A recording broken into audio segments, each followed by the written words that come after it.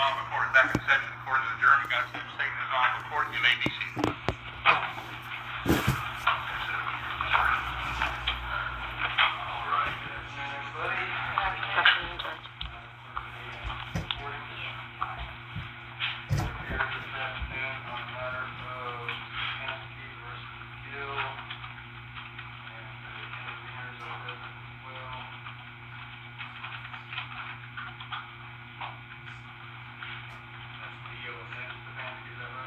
Yes, Your Honor, I represent the Intervenors. Okay, the Intervenors are present with counsel, Ruth Bradshaw, Ms. Stepansky, is that you, ma'am? Yes, sir. Representing yourself, is that correct? Yes, sir. Okay, she's present without counsel. And then Mr. Gill, is that you, sir? Yes, sir. And Mr. Williams? Yes, sir. All right, so everybody is present. This matter is calendared for the Intervenors motion to have the temporary order that was entered in 2019 be declared a permanent order. Is that right, Ms. Bradshaw? Yes, Your Honor. That is the only matter I have on for hearing today, or that I'm aware of that's on for hearing today. That matter that according to the file has been calendared for today. Absolutely not, Your Honor. There have been several discrepancies through the clerk's office as to which file number is being used. I have Ruth here where she is filed under 19CVD2999, and then I also have where she has filed under 18CVD2999. I also have several copies from the clerk's office, if you would like, that are switched up. And so this is how my motions seem to never be getting heard. Now, if you will also notice, my first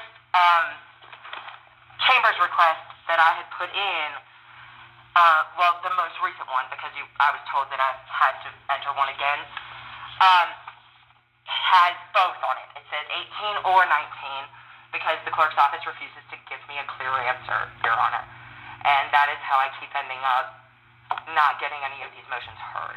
For the record, the file number appears to be 18CVD2999. May I please present a copy of let me see, I think it's a chambers request from the Intervenors Council, where she has used 19CVD2999, and that is actually for this request. Can I please show that? What's the point of showing me that? Well, because then you'll see that she's using 19, you're telling me it's 18, I'm filing under whatever I can, and nothing's getting heard. What is it you think that should be heard? Okay, today I have filed for the second time, actually probably the third or fourth, for, just briefly, we will go over the kidnapping, the refusal to follow the rules and procedures of the 21st District, interfering with my right to parent, alienation. You were supposed to get the judge to speak to my child, and you were supposed to also get the peremptory hearing. Those should be actually the same pretty much motions, Your Honor, that were from a year ago, that are, I didn't really change them much except for to go in with the verbiage and now announce that they have now stolen and kidnapped my child for 2 years. In the file, I see a motion to modify the Cooper file. There's definitely the motion to modify as well. Stipulation for judge to speak with children and families. Yes, sir. Okay, so that's in the file. Which file number is that? 18CVD2999. Okay. I see a request for a peremptory setting in the file. Correct. Okay. I see a motion for order to show cause and a motion for contempt. Yes, sir.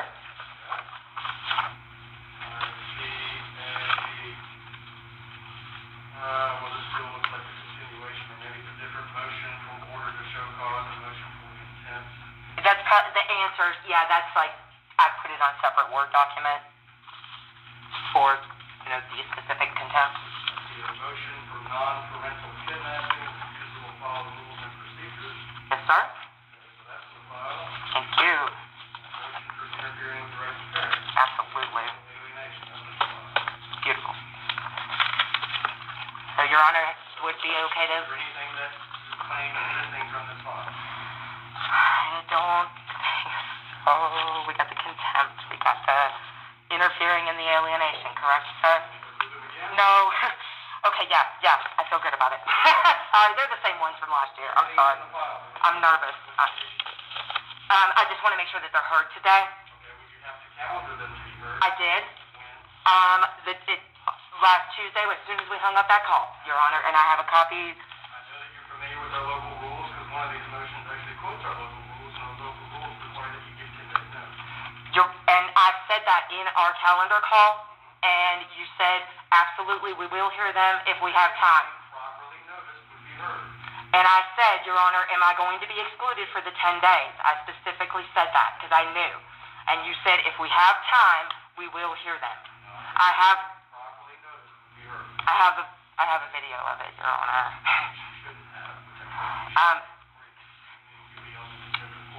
I apologize, but Your Honor, I have been dealt. I'm not going to go down that road. I'm Okay, trying to well, I've just been told to record every interaction that I have with these courts at this point. I'm so sorry. Perhaps you want to seek better advice. But as far as what is on my calendar today, I just have the one motion that has been brought. So you are refusing to hear any of the other motions, Your Honor? By our local rules. Even though they're the same motions that were filed a year ago. Waves notice, are you waiving notice? No, Your Honor, I just got notice after we'd already scheduled this hearing. I think the result of this hearing for today, the last calendar request came in after we set the hearing for today. I think this hearing will be beneficial to determine how everything is moving forward, because whether it's temporary or permanent will change the pleading status of the case. Your Honor. Would you be waiving the notice requirement? I would. I don't have any position, but I mean, we have to be in line, so. I agree with Ms. Bradshaw. I think whatever happens today, will determine how we move forward. And the fact that she hasn't been in motion. Your Honor. Parties would have to consent for me to waive the local rules. I didn't hear Mr. Williams' answer. Are you consenting to waive this hearing on He permanent? would waive them, I think, but like I said, all parties would have to. It doesn't really matter. Yeah, no, I'm not waiving that. All parties. Your Honor, one more try. These are the exact same motions that I did file exactly a year ago. Therefore, there is a Chambers hearings request with these motions exactly on it from a year ago. 10 days prior to today's date, for today's date? Absolutely. For today's date? No, sir, but they've been continued and continued. These little technicalities, Your Honor, are the reason that my child is still I do not get to see him. I do not get to speak to him. I raised him for 10 years alone, Your Honor, and he was ripped from our home. Can I just please, okay, let's start here. No, let's not start there. We want to hear the motion to convert the temporary order to a permanent order. That's what we're hearing. Right, and I'm here to take... Mr. Bradshaw's client and Mr. Williams' client doesn't want to pay their attorney's money to sit here and listen to you go on and on about... Go on and on. Your Honor, this is my child. I understand that. And I have been railroaded in every step of the way through Forsyth County courts. You're not going to be railroaded today. Okay, well, I believe that I am being railroaded. I absolutely feel that I am. I'm here today just to petition the courts to reverse the emergency temporary custody order that I was never served nor notified of, Your Honor. I asked you... I do not, Your Honor. There it is. The nature of it is a legal argument. Your Honor, I think I need to interrupt. If you interrupt, eventually I will have to order to the court. I apologize. So you're not anticipating calling any witnesses a legal argument, right? Yes, Your Honor. Same for you, Mr. Williams, correct? Okay.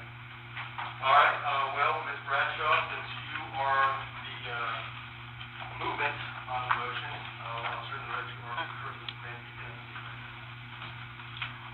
You don't mind, I'd like to stand, sir. I have a lot of anxiety, and Lynn and Leo Stepanskys are severe abusers of mine, and they trigger me, and I'm permanently disabled because of their abuse. So representing myself against my abusers is something that I really hope the courts can understand and give a little bit of understanding to. I'm not trying to be in any way, aggressive, or I just am anxious and I'm nervous. I understand that. And I don't understand the representing yourself part, but I understand certainly why you might be anxious. I would ask you then to stand back so that you're Sure, absolutely. Your Honor, I would object to the thing she just put on the record we have striked, and there's no reason for her to be sitting here accusing her parents in open court of abuse. It's not relevant today at all. I have proof of that, Your Honor. Absolutely. Okay, well, again, I'm not certainly making any finding of fact of that. She's explaining why she's anxious. That's fine. But we again just step back so that Mr.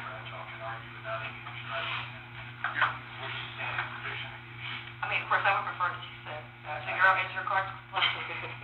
Your Honor, before we get started, just a reminder, everybody in the audience, that cell phones must be off. No unauthorized recording, video, or audio of this event is especially forbidden without permission of the judge. Doing so can be found in contempt at the judge's discretion. Your Honor, I need to note that I have been instructed by the American Bar Association, who has told me to record these interactions. They don't trump my discretion in this courtroom. So you're going to make me turn this off? Okay, and this is Judge Sipprell, and today is August the 24th, correct, sir? Thank you.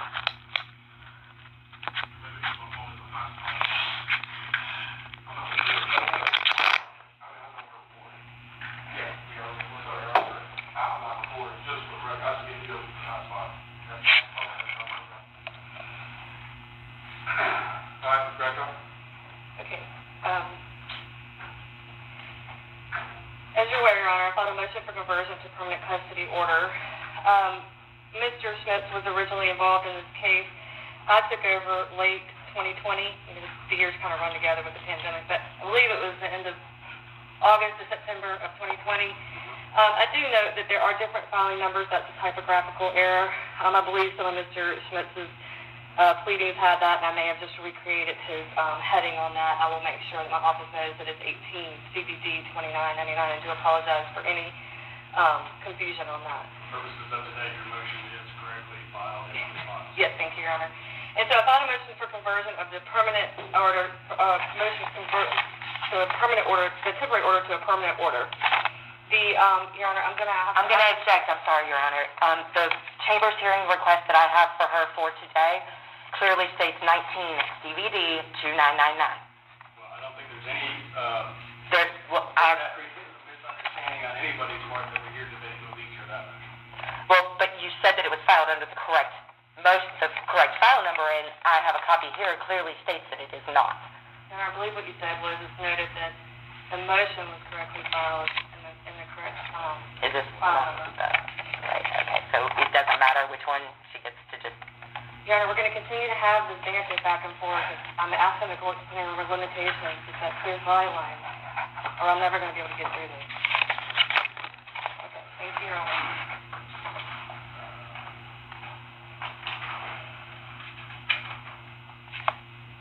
The motion has 18CVD2999. The Chamber's hearings request.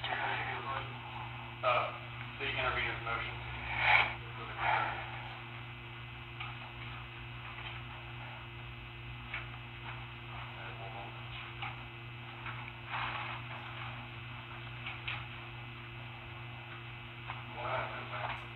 Thank you.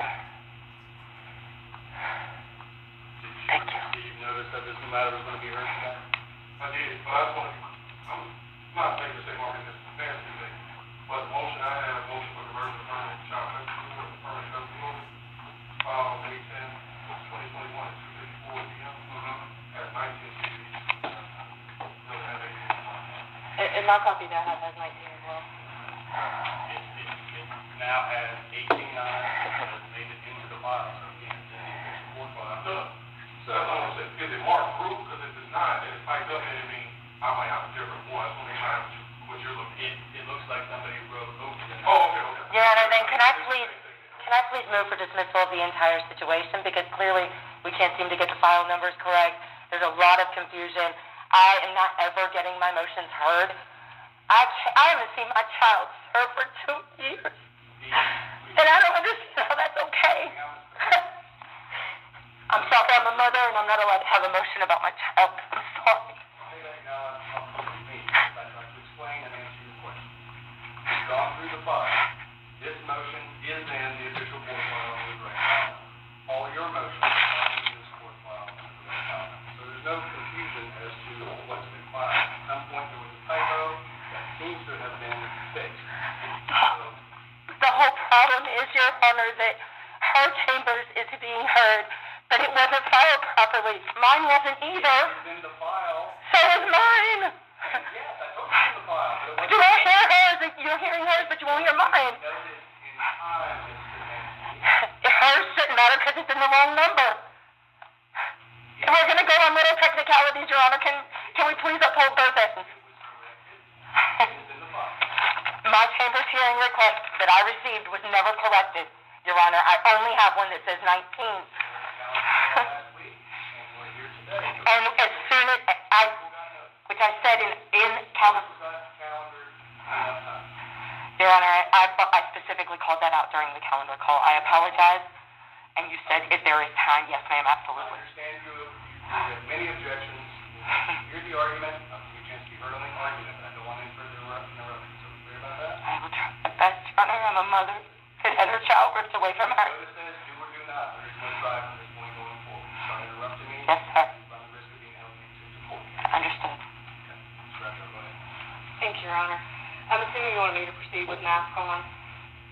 I am comfortable with whatever the parties are comfortable with. You're closest to your client. Are you comfortable with taking it? the mask off? And that's fine. I can hear better without the mask on. Well, it's easier for me to with mask on. Your Honor, so as I was stating, I took over for Mr. Schmidt late 2020, around October, and the matter has been pending since then. And looking back through the file, I came to the conclusion that the order entered for temporary custody, the temporary order for emergency custody is what it's technically called, was entered on August 2nd of 2019. As we stand here today, that's over 2 years ago, and at the time of filing of my motion on around May 10th, was just short of 2 years. And so I began looking at the procedural history of the case, having taken over, and I looked at the order allowing my client to intervene to determine where standing in this matter was. Because, of course, for me to argue whether or not this is temporary permanent, my clients would have to have standing to pursue their child custody claim.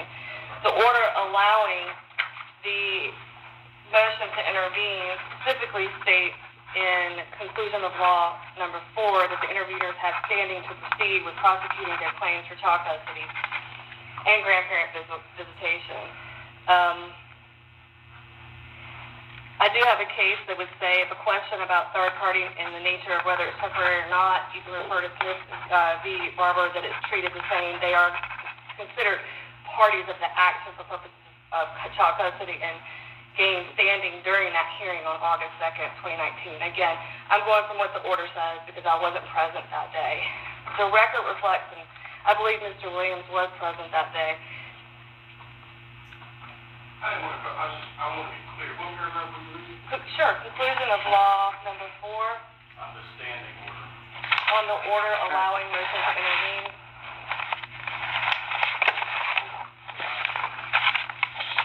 I've done it both ways. Sometimes I've done it with the order for standing and a separate order for to intervene, or both together. This one appears to be both together. Okay. Hold on 2 seconds for me, please. It was the motion to intervene? No, this is on the order allowing motion to intervene. You can look at my copy if you need. Yeah. Well, no. Actually, let me make sure, because we should end up with different copies of things. This is the file stamp copy. I'm sure it is. Yeah, all of yours are, as are mine. No, I object. The banter's going to continue. There was no banter, Your Honor. I'm just stating. I just would like to find my copy because, like I said, Your Honor, I have received several different, which is a whole separate issue. Yeah, no, I'm sure I have. Okay, just substitution of counsel.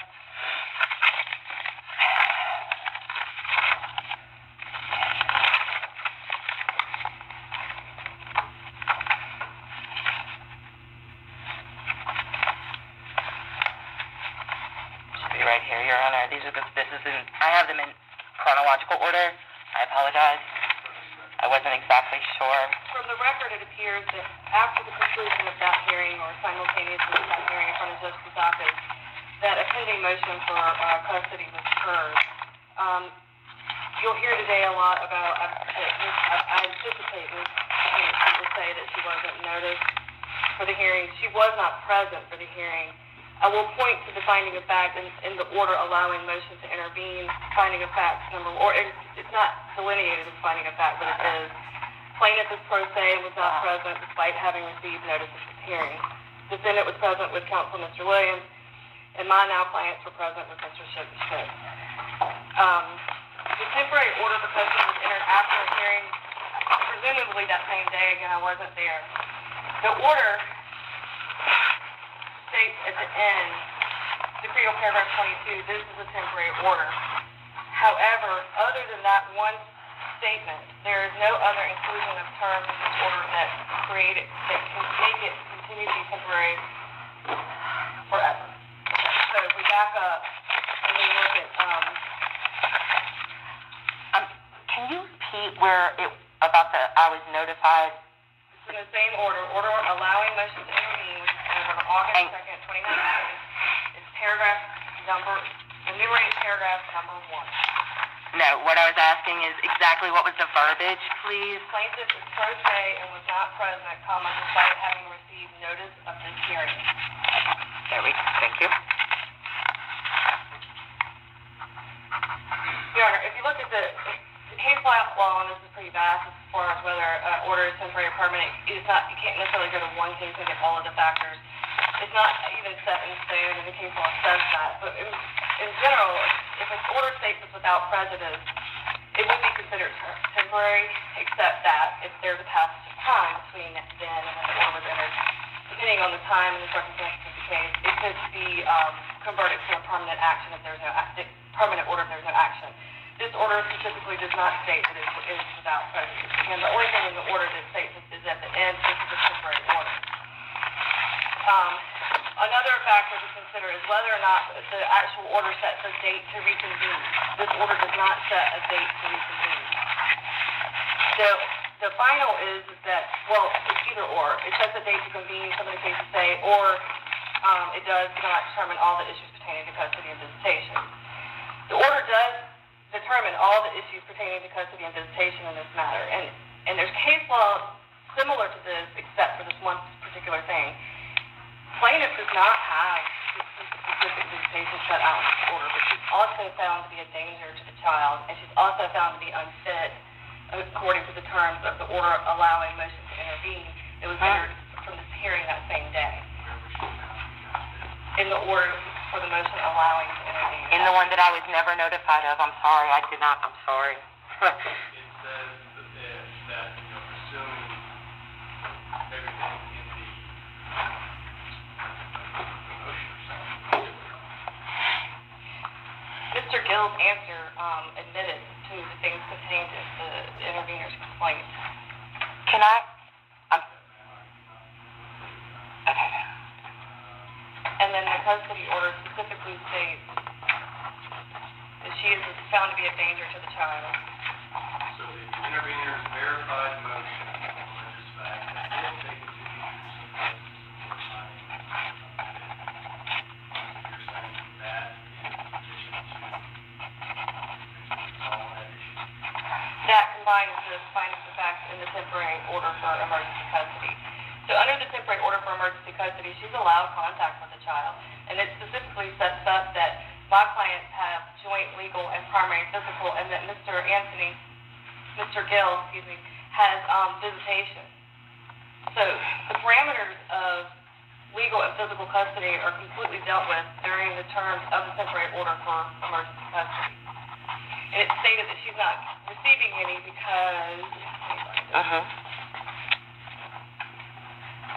it states the interveners and defendant are fit and proper, and the interveners and defendant believe plaintiff poses a substantial threat of bodily injury to the minor child, particularly if she's under the influence of controlled substances. And prior to that, sets forth a litany of history of her substance abuse and interactions with the law. That would be finding of fact 13. And there's conclusion of law number 4. Plaintiff poses a substantial threat of bodily injury to the minor child. That's not quite the same thing. Well, they got a seat to the party because she was found to be unfit. Really? And they were allowed to intervene because one of the reasons that they allowed to intervene is they had a substantial relationship. Oh, I'm not questioning their ability to intervene, and that's been found. I'm questioning whether or not plaintiff poses a substantial threat, same as concluding that she is unfit before the right. She hasn't forfeited her constitutional right. At any point she could have noticed this for hearing, she did not. But isn't that how they get custody? She would have been found unfit and have relinquished her constitutional right? Are you pointing to, that's what this says in the order allowing motion to intervene. And then the temporary order grants one parent custody and then temporary custody. Legal and primary custody. She had notice, she didn't show up. I was not notified, Your Honor, that she has proof of any notice. I'm so sorry, but I have been told 3 things in open court. Sorry, stop talking. So, I would think, just thinking out loud here, that the temporary order has to stand on its own. It's got to, in its 4 corners of that document, resolve all issues. So, has that resolved whether or not she is declared unfit? Because it says she poses a substantial risk to the child, yes. There is no proof of that. You don't have to have that for an emergency custody order under 50-2.5D. To permanently grant them custody, there has to be a finding that she's unfit, right? Would you like every drug test? Because she could have contact with him under this. I She have. has seen him. That is not true, Your Honor. I'm so sorry. Okay. And she's filed motions to modify herself, where if it were a temporary order, we can't see any evidence of where Mr. Gill has recalendared it as well. I'm trying to get the court to find this a permanent custody order so that we can move forward. Because basically what we're going to end up doing is relitigating everything that happened over the past 2 years ago, before, again, and 2 years have passed. If she could prove that there's a substantial change of circumstances after 2 years, which most people can, then sure, it's right for the court to hear. But at this point, our side is the only one that's even done anything to notice it for hearing. Your Honor, I'm just trying to figure out what the law is on that. What I know is, you're saying that this has to be time. Right, that's right. Yes. Yes. But that it's got to resolve all issues in the case, and I'm just wondering whether that order in and of itself resolves all issues in a grandparent custodial case. And our argument is that yes, it does. She's allowed contact. when? Circumstances were, she did it, you can read the order for yourself. It's pretty dire circumstances. Your Honor, she is continuing to interrupt. What don't you understand about what I've asked you to do? I'm so sorry, Your Honor. I can't imagine to describe to you what it feels like to raise a child for 10 years. Have him illegally, completely ripped away from you when you have moved away from your extremely abusive parents. 2 weeks later, they have completely kidnapped him. They eliminate me from their entire lives for 2 years based on these little technicalities. I can prove that I'm permanently disabled from their abuse, Your Honor. If I may. My instructions to you to listen quietly until I... Because my heart has been ripped open for 2 years as a mother. You need to rest the weight of the argument out. We'll bring you back in with your judge. Absolutely not. This courtroom does a lot of things without me present all the time, and I never get to be here. I'm going to do those again if you can't stay quiet. Yes, sir. I'm trying so hard. Just please have compassion for a mother, I okay? think I've given you a pretty long bit of latitude already. Please, no further interruptions. So sorry. Your Honor, just to speak briefly to that, because I feel like on behalf of my clients, I have to. She shows up at their house, she sees the child, she's allowed to talk to the child.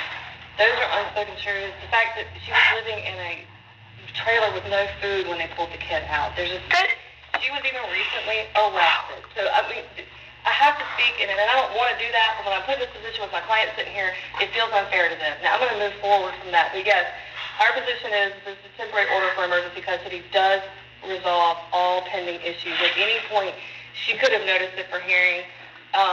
She's even, in my opinion, waived that right. She's filed motions to modify. So she's filed motions to modify, but she's also asking for a modification of her order.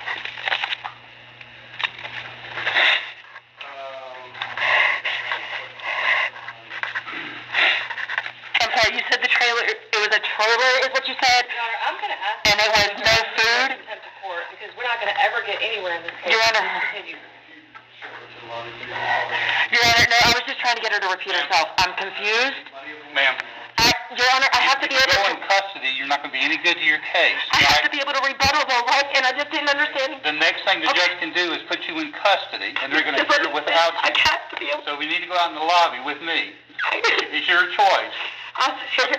No, because you... Your Honor, please, please, Your Honor. Ma'am, you need to go If outside. I won't be able to argue. You're gonna go into custody and you're gonna have the hearing without you. What would you rather do? I can't argue this argument You because can she go is outside. testifying, because I don't hear them. You can't control yourself. I promise I won't speak again, okay? I swear to God I will not.